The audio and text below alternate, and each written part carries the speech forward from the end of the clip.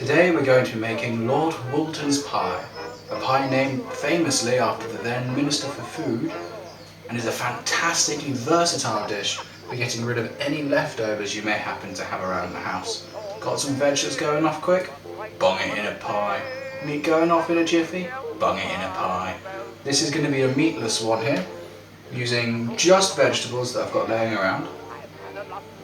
Now, ideally you'd be using about a pound of each different type of vegetable you put in, but of course the more variety you've got in there, the less you need to go in. So just go with sort of your gut feelings, keep them all roughly the same. So I've got about 5 sort of small to medium carrots here, 2 parsnips, got a few spring onions here, we'll need those later, 5 small to medium potatoes. I've gone and got some chopped up swede here, that's going in. We will also need about 1 ounce of rolled oats. Porridge oats does the job just as fine. Our potato pastry that we have lying around from a previous recipe that we've done. We will need a measuring jug that goes up to at least 1 pint, a large saucepan half filled with water, and then your standard kitchen fare, knives, chopping boards. Wash your hands before we begin. And you'll need a casserole dish for this one as well, quite a large one. So, let's get to it. So this is the casserole dish I'm going to be using for my one. You don't have to use a casserole dish exactly the same as this. Any oven-proof dish will do perfectly fine. And in fact, there are some oven-proof saucepans that you can use. First things first, we're going to salt the water a little bit. That's going to aid the boiling process, bring it to the boil quicker. Lid on. I've got that on a medium to high heat. We don't want the water boiling when we chuck our vegetables in there, but we do want it nice and hot, right on the cusp of boiling. Now, I've washed all of my vegetables. You'll need to wash yours too. Find a good knife. And let's get cracking. First things first, we're going to top and tail our carrots. Very important that. What you can do with the tops and the tails is you can make vegetable stock out of them by chucking them in some boiling water. You can cheat using a vegetable OXO cube if you like. And then the scum that rises to the top, not the scum, the bubbly bit that rises to the top, can be used. So your stock, you can thicken it with flour, add it to anything, and it'll make your dish taste really vegetable. You can also use it to make soups with. Now when chopping your carrots, that's on the floor, be very, very careful with your fingers. If you absolutely have to get close to the knife, go straight down following your fingernails like that, because that way, it doesn't matter what angle you come at yourself, you can't cut yourself, unless you go in like that across. But when you chop in veg, that sort of motion, otherwise you risk chopping off your finger. And while that may add a little extra protein to your dish, there's no reason to lose a digit. Do your best to try and keep these roughly the same size. Different sizes means different cooking times. But don't go overboard. Have them roughly the same size. Not exactly the same size. For instance, these two, very, very different sizes. Roughly alright.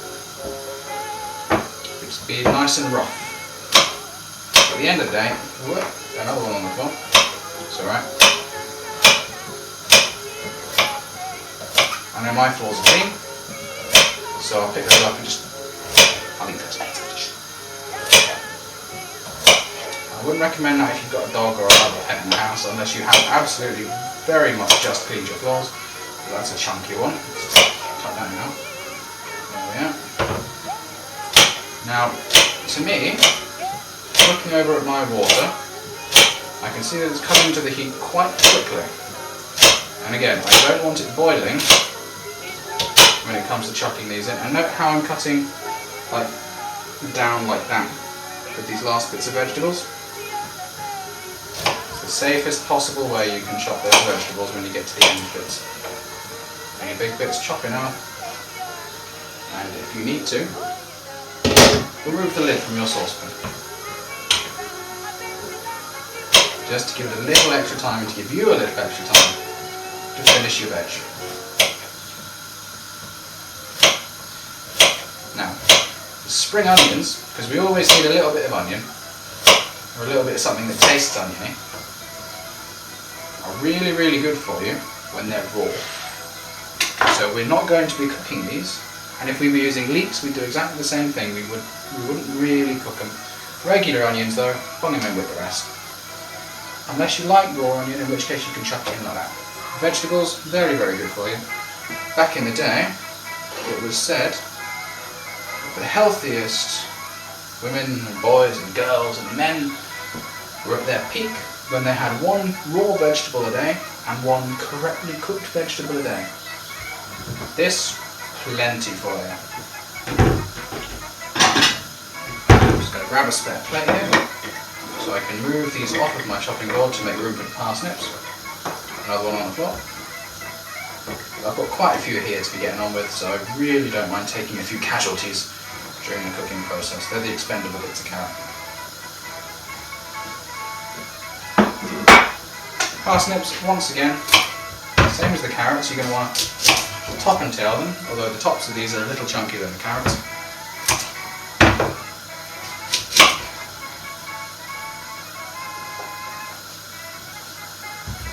And what I would do, cut them just at the bit where they get wide.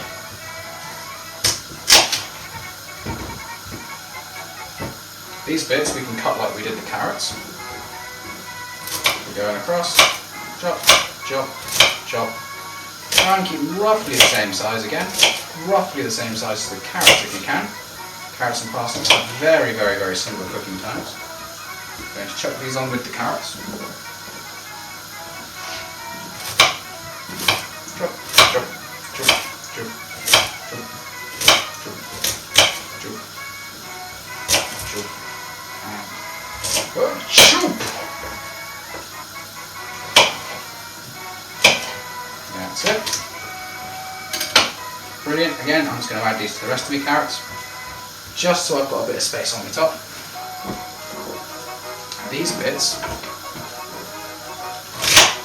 I'm going to cut them in half straight down to make them more manageable. And then again, when they're lying down, in half again. Once we've done that, we can cut them the same as we did our carrots. It'll be a little easier, and we're going to roll around anywhere, because we've got a nice flat bit we can be jumping off.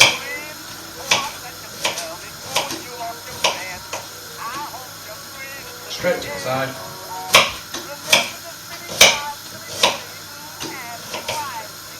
Brilliant. And again, you can use whatever vegetables that you have handy to you at home. I just happen to have quite a bit of root veg, so I'm using that. If you're using things like cauliflower or spring greens, you're going to want to shred them rather than doing this and kind of dicing, chunking them.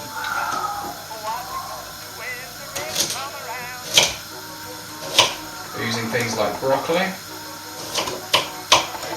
I would hold off on adding that to the pot just because of the way that broccoli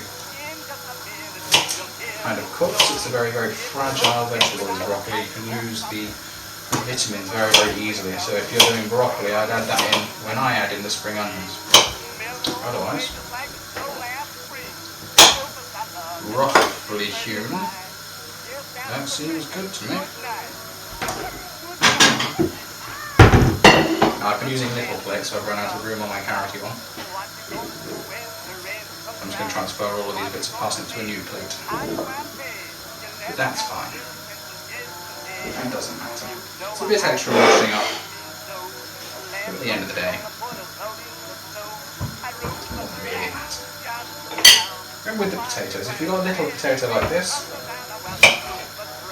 just chop it in half again, and then have a look at the sizes. If it still looks a bit big, just chop that in half. And you're sorted.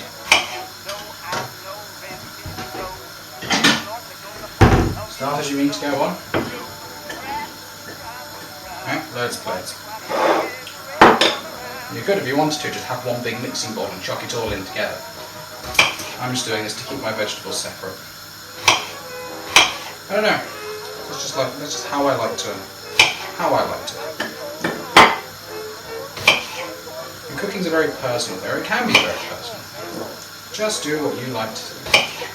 Unless you're cooking for somebody else, in which case, do what they like.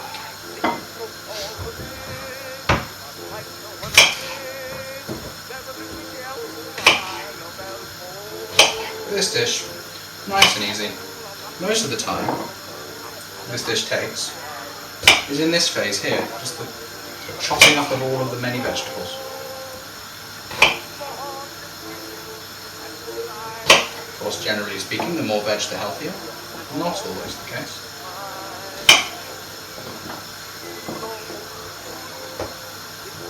Let's say you have about 5 pounds of asparagus. It's good for you. But you'll be going further regular. And when you do, it's going to smell funky. I've just got some little black bits on my potatoes. I'm just going to cut those off. With your potatoes, the only thing you really, absolutely 100% need to make sure before eating them is that none of your potatoes are green. If they've gone a little green, chuck them out. They're not safe to eat. The green coloration in your potatoes is the cyanide. Ooh, heck up. Is the cyanide in the potatoes developing. If you have one green potato and a whole batch of potatoes, chuck out the whole batch. I know it sounds very, very wasteful. Back in the war, I'd send them to the compost heap.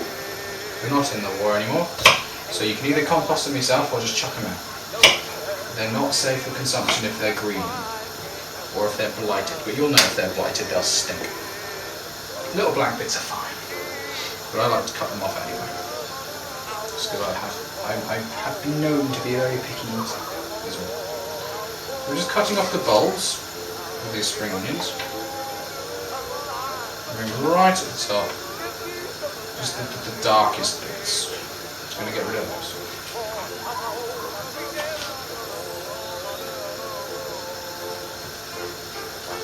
There we go.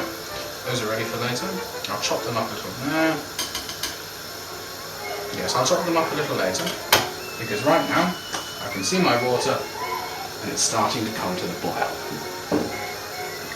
Now, that should be centered now on the boiling water.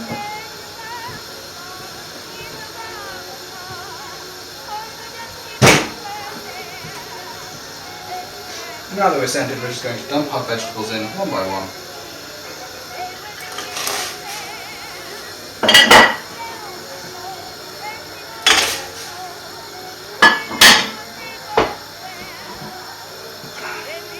Be very, very careful when you do, because that water is very, very hot. You do not want to scald yourself.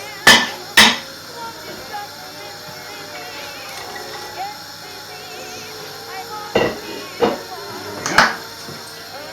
And we want that to come to the boil. When it's at the boil, we'll bring it down to a gentle simmer. So I'll see you in a moment when my water's boiling.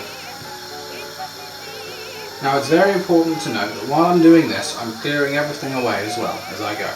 A good chef always clears as they go to save yourself and others hassle later on.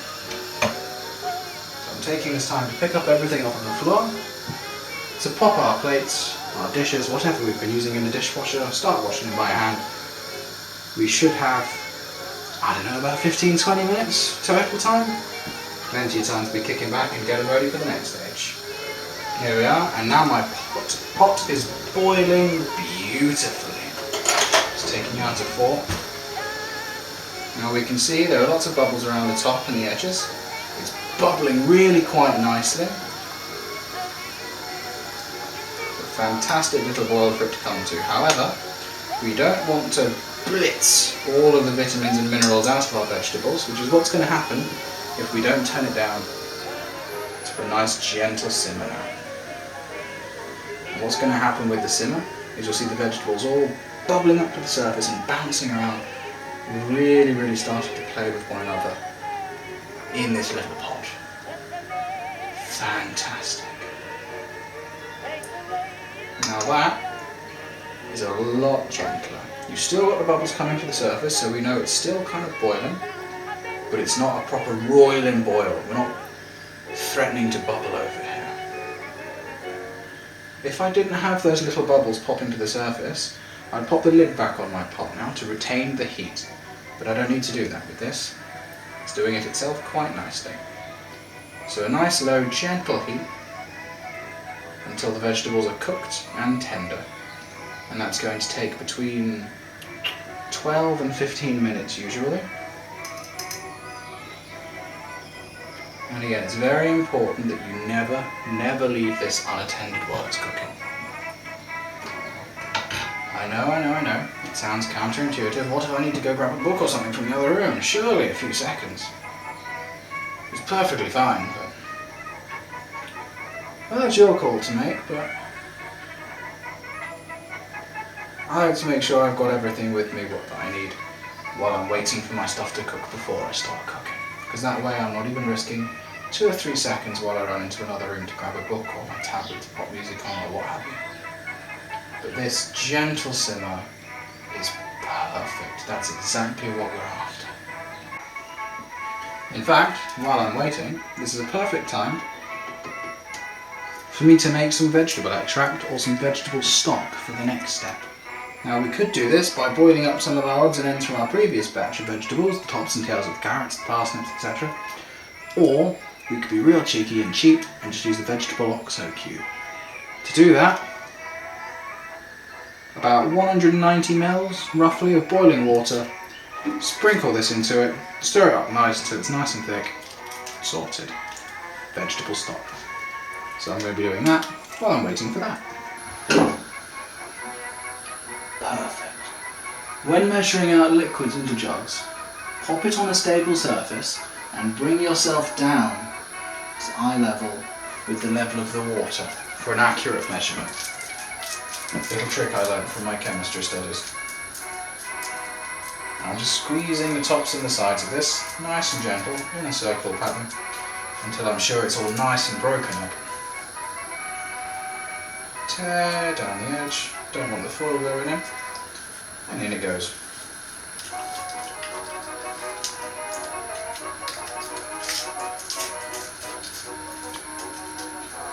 There we are.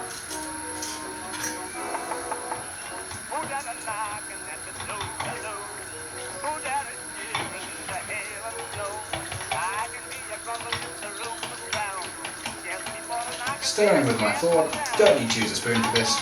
Use the same fork that I'm going to test the vegetables with shortly. Might as well be economic while we're in the kitchen, and less washing up for us, which is always a plus when cooking. Just make sure that it's all dissolved in nicely. A bit like when you're making jelly. Don't want any powdery stuff in the bottom.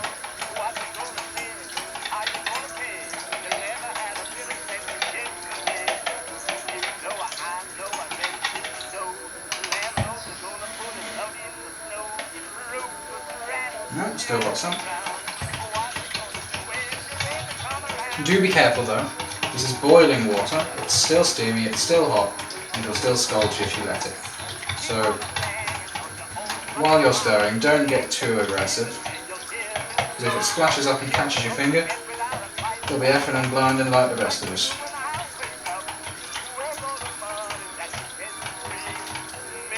Not a classy sight. There we are. Sorted. Now, it's about time I start testing these vegetables. To do so, I'm using the fork I used to make the stock with. Might as well, no use getting a separate fork for this. I'm just going to try poking some of the larger bits of vegetables. So our potatoes, our parsnips, the potatoes are the ones we really want to check. Because generally, those are the chunkiest. And if our fork, as mine is passing through them quite happily, quite easily, then they're done. Now it sounds a little strange, but if when you're poking them, the vegetables feel a little crunchy, or they feel like they're biting back at you, They need a little bit longer. Trust me, you'll feel the crunch as and when you poke them with the fork. Now this part is the less fun part, still no less enjoyable. We've got to drain our liquids now from this saucepan, almost completely, but we want to keep about 3/4 of a pint of the water in this jug. Let's get cracking. So, here is where we come to use our casserole dish. Keeping everything separate for the time being. Vegetables, it's the inside of our pie, straight in.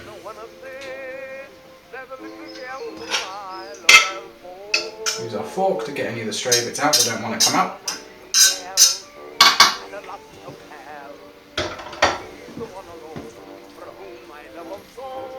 Mix them all together nicely in the dish. So you've got a good coverage of all of the vegetables all around, because the smaller stuff will tend to congregate in one area and the larger in another area. There we go. Once done, level it out with the back of your fork. So we've got a nice, beautiful looking and smelling, inside to out. Now is the fun part. Our vegetable water goes back into the pot on a very, very low heat. Quite a low temperature there. We want to add in just a little bit of the vegetable stock that we made. This is more for the taste than for anything else, so don't go too crazy. And finally, this is where we use our oats. Chuck them in.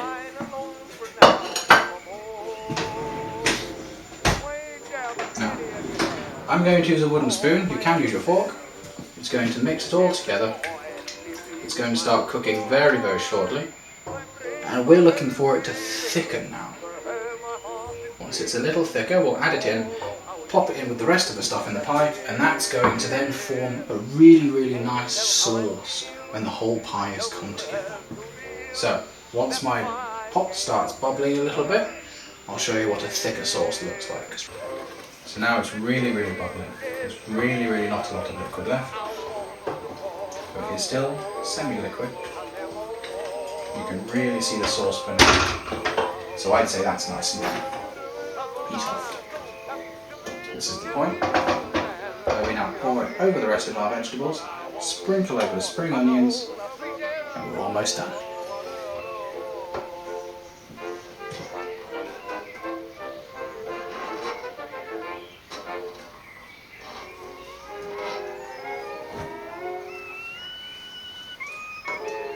The advantages of using a wooden spoon is that you don't accidentally damage the inside of your saucepan when it comes to scraping all of this stuff out. And before we start mixing any of that, I'm just going to let it rinse.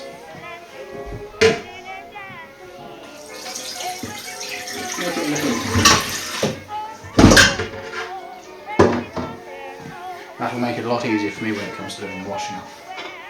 Now, with our fork, mix it all together.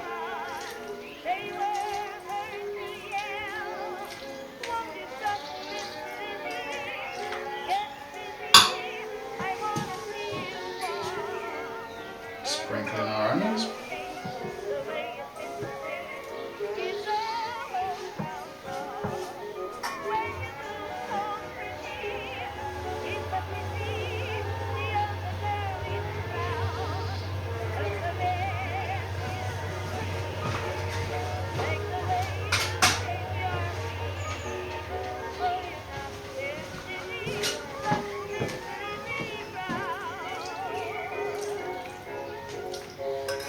And then final mix.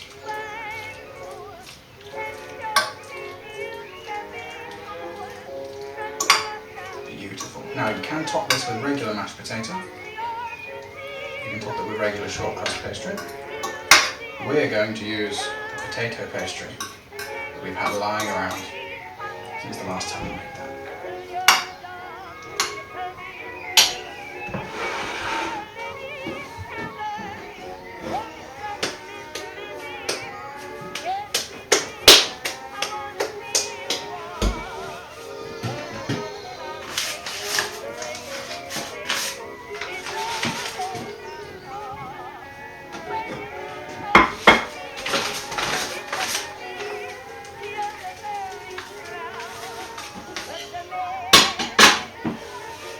flour in the worktop. Make it easy to roll it out. Because again, it's pastry.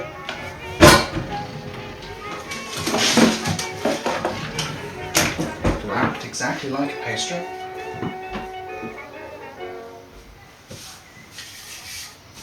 A little bit of flour on the rolling pin will prevent our dough or our potato pastry from sticking to that as we try and roll it out.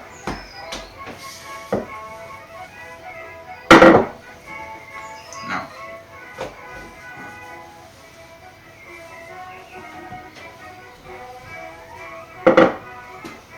we just want a very, very basic shape that we can lie on the top. And then using our hands, we'll reshape it, squash it all together. So that what we have covers all of our filling.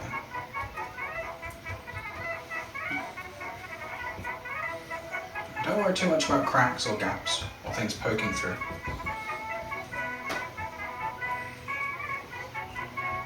Just for this first part, get it all squashed down nice. There we go. Rinse my hands.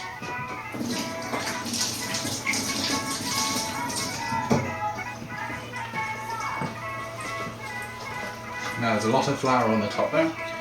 What I'm going to do when it comes to cleaning up is I'm just going to shove it all back into this so I can reuse it. Now, with a fork, drag the tines along the back of the pie. This is a trick when doing anything using a pie crust top. Mashed potato on the top, or even an apple crumble. Go across it horizontally, then vertically. Really break it all up. You have the option now, if you like, of adding just the smallest, tiniest bit of grated cheese to the top of that, and it'll cook beautifully. So now we're just going to gently preheat our oven, 170 degrees if you're using a fan oven, 190 for a regular oven, gas mark 5. This will be bunged in on a centre shelf in just a moment. Before that, I'm going to clear this away nice and quick, just in case anybody else comes in and thinks, always. There we go, all sorted. I've managed to reclaim pretty much all of that flour, so that's not been wasted. And we're now going to bung this in the centre of our oven now that it's nice and hot. And cook it until it's golden brown. For it to get golden brown, you're looking at waiting about 20-25 minutes. Check at the 20-minute mark and then every 5 minutes thereafter till you get what looks like a real nice golden brown topping. And that's going to be accentuated even more if you did grate some cheese and you pop that over the top.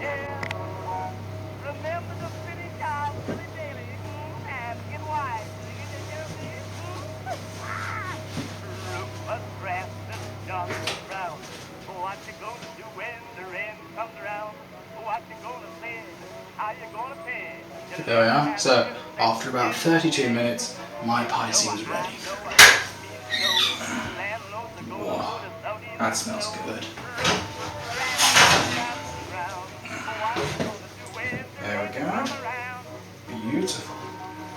And that would really, really look nice and brown had I put some cheese on the top.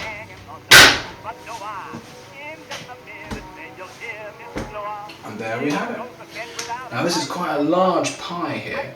This will easily go between 4, 5, maybe even 6 people if you put a side salad with it. And if you're on your own, you can portion it out for 2, 3, 4 days even. Beautiful stuff and a great way to use up any of your leftovers. It's been fantastic cooking alongside you. And I really hope that you enjoy this pie as much as I'm going to. Until next time, cheerio.